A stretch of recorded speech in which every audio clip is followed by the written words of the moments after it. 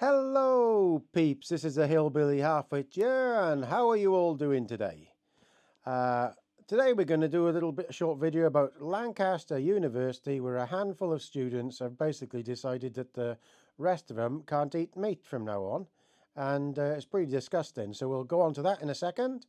If you haven't subscribed already, please comment, rate, and subscribe, and share these things out there like you lovely people have been doing for the last 3 months. You've really helped the channel along, and I think we've got this info out there. People are starting to realise this stuff is being forced on everybody. So I'll put a link down below for my Facebook Hillbilly Halfwit page and my shop on there as well. So if this channel gets removed, you can go there and I'll tell you what's going on there, okay? So let's get going. Now, before I'm doing any videos from now on, I'm going to show this.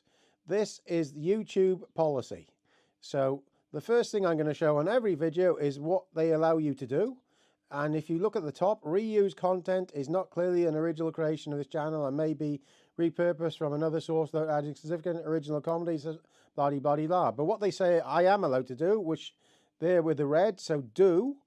The underlined ones are what you're allowed to do. A funny, thoughtful revision of content that you didn't originally create. Clips of other people's content as part of a critical review. Reaction videos where you comment on the original video. Edited footage from other creators where you add a storyline to commentary.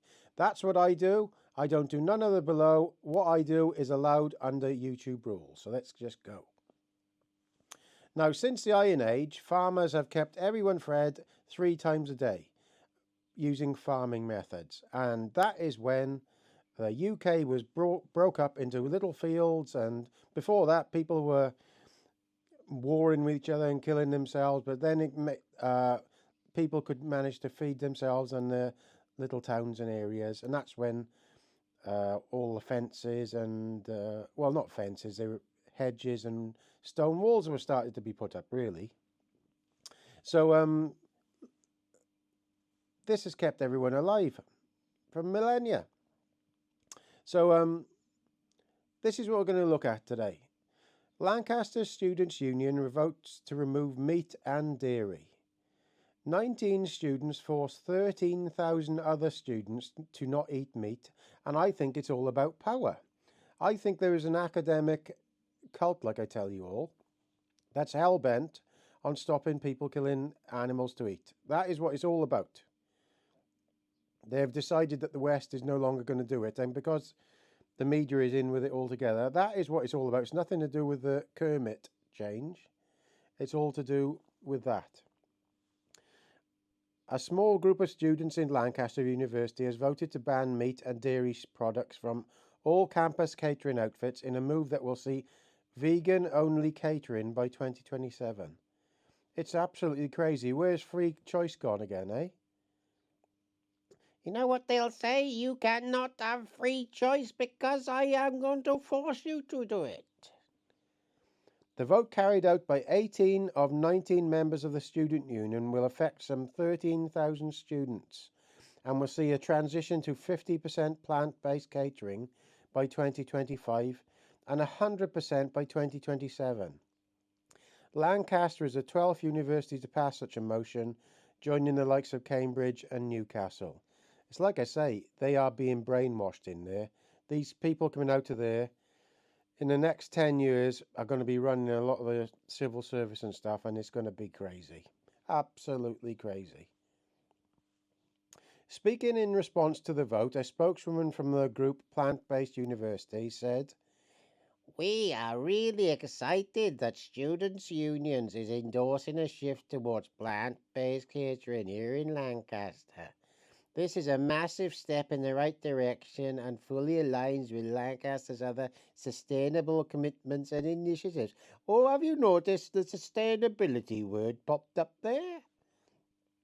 Academics at the university have expressed their support for the motion because they are teaching these students the doomsday cult religion. With Professor in Energy and Climate Governance Rebecca Willis saying, Reducing consumption of meat and dairy products is a crucial step in meeting our Kermit and health targets. I'm really pleased that Lancaster's students are asking our university to lead the way on this vital issue. Doomsday cult leader there for a start. They're preaching from the pulpit. Backlash. However, rural campaigners have branded the vote as an attack on freedom of choice. Of course it is. You know, I've said this many, many times on this channel, but when you reach an age after school, you can decide what you do. When you're born, nobody owns you, only your parents until a certain time as you grow up and you can look after yourself. You decide what you do as long as it's under not breaking the law. And democracy decides the laws, and you should be able to go anywhere in the UK on rights of way. And what does the law state? It shows that an individual is allowed to go about his business without fear or intimidation by the police or anybody else. And that's why they need a warrant to come into your house. Exactly the same thing. People are allowed to have personal choice, personal freedom, and I don't think these people care about that anymore. While the Countryside Alliance has said the university is ignoring data that suggests British meat is among the most sustainable in the world. I wish the Countryside Alliance and everybody stop using that word. It's been put in there to be made so everybody repeats it all the time. But every time I see that sustainable, it's bad news for everybody else. Sabrina Roberts, a spokeswoman for the Countryside Alliance, said it seems preposterous that a minority group of students could take a decision so complex and personal an individual's dietary choices and force it onto widened student body. It is absolutely crazy. Like, can you imagine teaching in that college where they're teaching the students to be believe in democracy and things like that, and they're saying you should force others under your will? It's absolutely nuts. It's like the Hitler Youth, isn't it? We will force you to do it and eat what you can eat only when we say, and walk and drive only if we allow you. This decision absolutely should have been put to a student vote. Of course it should have. That is democracy. She added, vegan campaigners are welcome to present their argument in favour of plant-based diets, but should not impose a diet in university-affiliated buildings. Well, of course. Students should take on their democratic duty and consider placing forward a counter motion that keeps meat on the menu. At other universities across the country, such as Bristol is basically the Kermit Central of the UK, and it's full of these doomsday nutters. Everything I've noticed, everything I've found over the last 3 months has come from Bristol. I think they've got a little nutter schooler. I think it's really psycho in there. At other universities across the country, such as Bristol, East Anglia, Edinburgh, students have strongly opposed motions to ban meat and dairy products from campus eating outlets. Well, you know what I think about Frankenstein foods? It's all extremely processed food to make you ill. Simple as that. And all food other than up to now in this point in history has been grown in fields. So suddenly some person in sandals and socks has decided we've got to eat what they say and it's grown in a laboratory, Frankenstein food. And within 10 years, people will be dying like flies. You know they will. They'll have 3 legs, 3 fingers, 1 eye. That's what it'll be like. We all know that's what it's going to be like. So there's a few other things I found I thought you'd like to see. This literally was on Facebook and I gulped when I saw it. Online carbon literacy for grassroots football. Have you ever heard anything like this? Everything this lot touch turns to crap. Offering learners the opportunity to gain a fundamental understanding of the role sport can play in tackling the Kermit crisis. Have you ever? there is no way. There's nowhere to hide from this thing now. They're even getting into the place where the kids are playing and just having fun. They are pushing politics into everything and trying to get one lot to hate the other. Accredited course, yeah. Accredited by who? Accredited course covering understanding of the relationship between grassroots football and climate change. Importance of reducing carbon emissions and the role football can play in a part of the solution. This is absolute madness, isn't it?